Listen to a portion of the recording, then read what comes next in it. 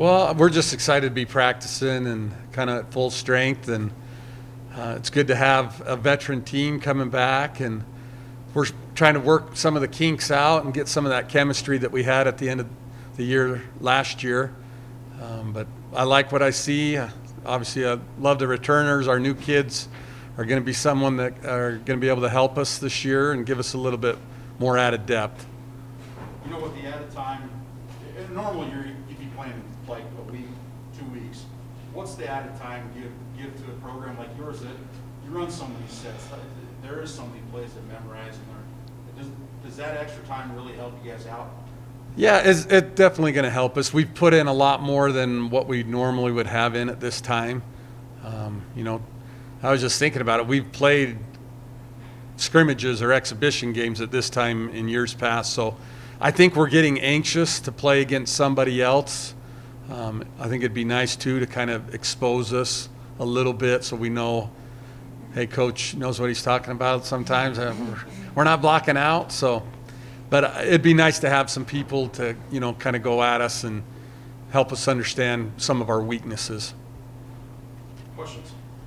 With that, how do you tailor practices so you don't get completely sick of each other and stay sharp? Yeah, that's a good question. It's going to be a little bit later when we actually start playing, so you don't want to peak in October. So we've kind of, our practices have actually been a little bit shorter than normal. In years past, usually we're 2.5 hours at this point, but sometimes we're actually less than 2 hours because the girls have picked up on things. Obviously, the returners know a lot. It's just refreshing. And then our newcomers have picked up on things really fast. So it helps to have 9 returners that can help them in their spots and do a better job. So we've just kind of moved right along, and we just keep adding more stuff in, and hopefully we're ready, for that first date. Whenever that may be. Whenever that is, yes. Girls, how have things kind of changed? There's obviously more things you have to be aware of and all. This is just not just a normal, basketball starting. How have you kind of adjusted to things? Personally, we've kind of been adjusting since March. It impacted us then, it's impacted us over summer, and so it's kind of the new normal, I guess.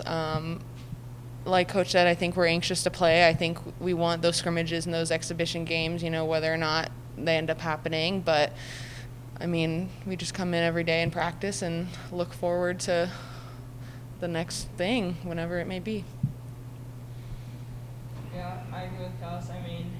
There are different things like the mask wearing and stuff, but it's nice to not have to go to practice or while we're in the gym, so that gives us a sense of normalcy, and then just going out and practicing every day and competing with each other also.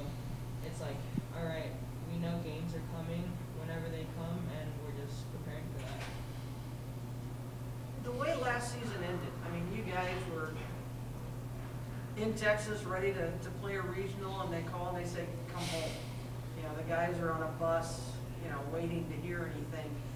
What does that kind of do, kind of an unfinished business kind of feeling for this year?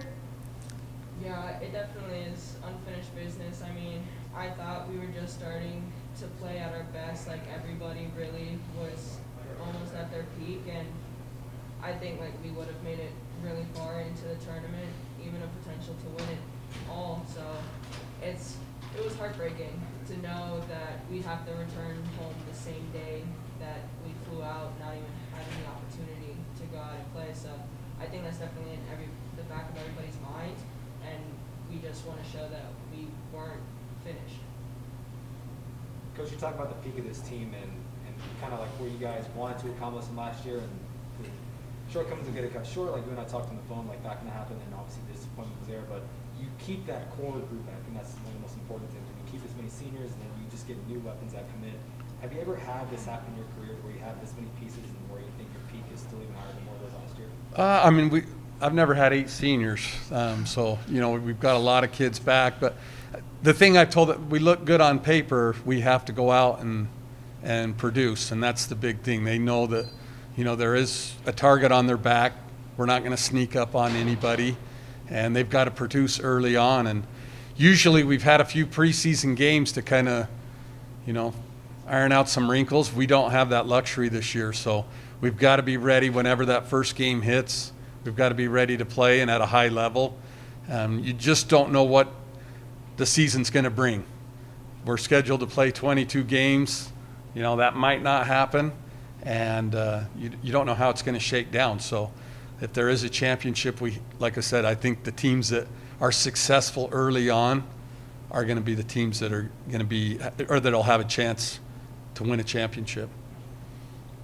And you mentioned it right there, the possibility that there may not be an RMAC championship, but you guys are coming off winning the second RMAC championship in a row. What does this team have to do in order to possibly get back to the RMAC championship if it happens?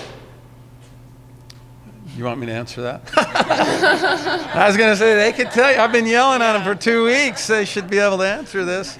No, we've got to get better. We lose Sydney Brandon. She's a dynamic player, our leading scorer, led, steals, big plays, big three-pointers. I mean, we lose a dynamic player, and we've got to be able to fill her role by committee. And so we've asked, like one more rebound from everybody.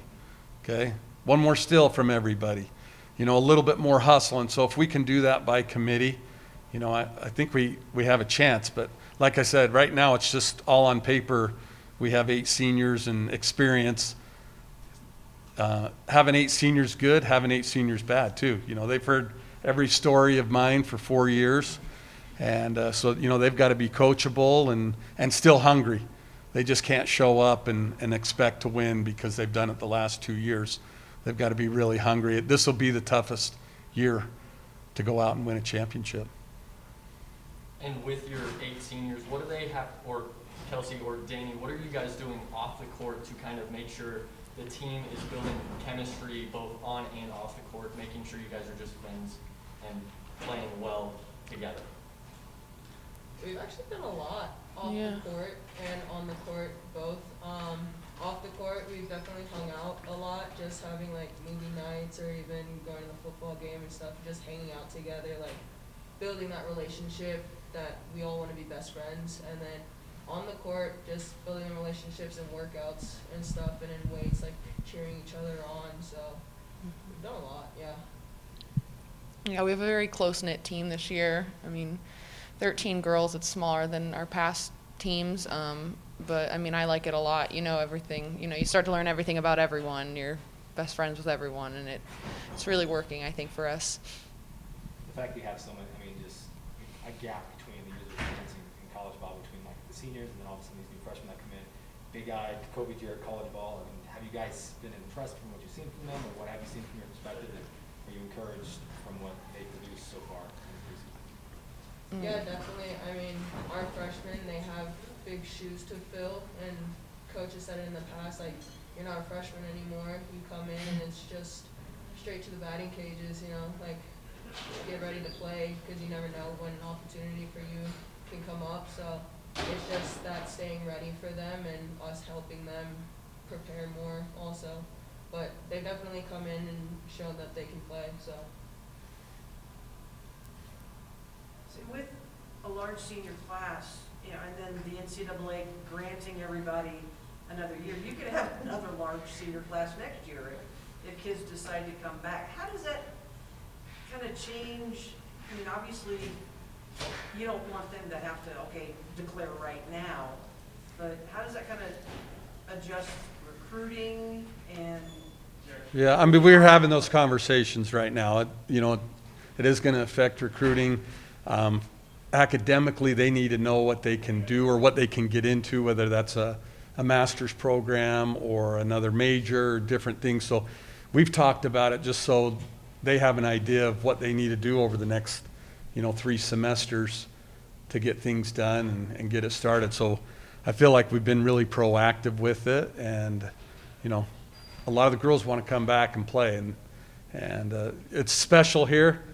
You know, we don't know what's going to happen this year, but I don't really care, and I don't think they do too. We just want to play, and we've talked about being the best prepared team mentally. And we know there's going to be some ups and downs, and if we can handle it better than any other team, I like our chances. All right, Josh, question over you. If there was one sport you could just wipe off the face of the earth, what sport would it be and why? For any reason. For any reason, whatever sport you want. What sport don't we have here? Because that's the one I would choose. I'm not going to offend anybody. Rifle. Yeah. Cricket. Cricket. Cricket. I don't know. Oh, yeah. Except that is pretty intense, you know. trying I to like the think. highlights I like a sometimes lot of on sports. ESPN. Which sport growing up did you have a terrible experience with and say, I'm never doing that again? Track. Running. I wouldn't wipe that. Like, I think it's a great sport, though. I don't know. I Gosh. say synchronized swimming. I don't know. Maybe I love watching gymnastics, but it's so dangerous. It's beautiful. I don't know. I'm undecided. She's good in every sport. That's right. Can I ask a question too about the season coming up? You know, we talked about the way the season ended and that chip that kind of it gives you guys automatically. Is that going to be extra weight on the season that's already going to take a lot out of players with the COVID precautions and everything else that's going on this season and there's so many question marks? Do you feel like that's an added weight, or do you feel like it's fuel to the fire? I mean, maybe yes in the back of our minds, but I feel like we've just been very much focused on we're going to play, you know, I mean, there could be restrictions and stuff, but like, I mean, Coach said it, we just want to play regardless of what comes of it, you know, like we're here to play basketball and to be successful in it, but at the end of the day, like it's the love for the sport that we have that I think keeps us hopeful. Sorry, should have ended like No worries. All right, thanks, everybody. Thank you.